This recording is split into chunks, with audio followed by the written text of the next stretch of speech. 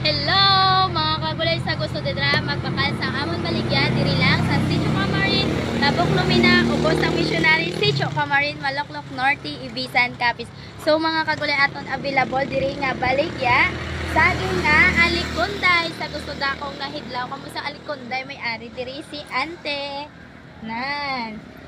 Sa nahidlaw diri sa mangga or pan may ari sa diri mga kagulay sa 20 ang kilo. Ari may apple mango kung gusto nyong dako pa ni sa kon. Dako pa yaw. Na 40 ang kilo, dako pa ni sa akon. May avocado man ipat daw pareho na misa sa akon no. Avocado kamo dira 80 ang kilo na lang kay mo na lang bilhin. May bawang na ta. Mo nilang danay gamay-gamay lang atong baligya. O 4 ka bilog. May kamatis silaw, 30. Sa gusto da magbakal sa kamatis, 30. Sa gusto na idlaw, sang panot siya, may ari man kami panot siya. 15. May sibuyas man kami pang gisa-gisa, way ko gali mantika. May talong. Opo, sa gusto da maglaswa, may opo man diri si Ante, nga baligya. Oh, may patula haba.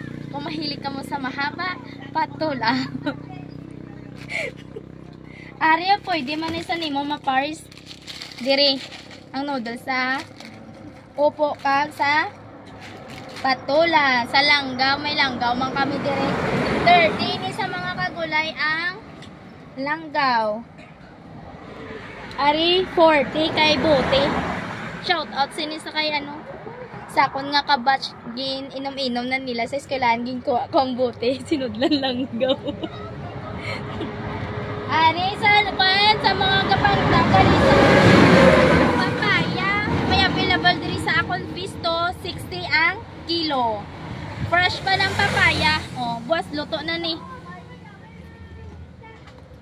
May talong man kami diri kung gusto nyo nga mahaba nga talong, kung mahilig ka mo sa talong, may available.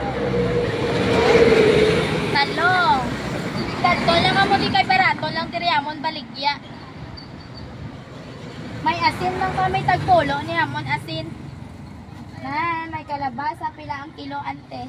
40 ang kalabasa. May ari man kami di ano, linghod. Sa laron. Sa laron nga ano. Kung gusto nyo magkaon sang lubi nga linghod, may ari di tig 20 bilog. May lahin man kami diri. Pulo man isa pulo. May silhig man kami tig 20. May ari man kami diri munggo. Isa na lang kay madahog.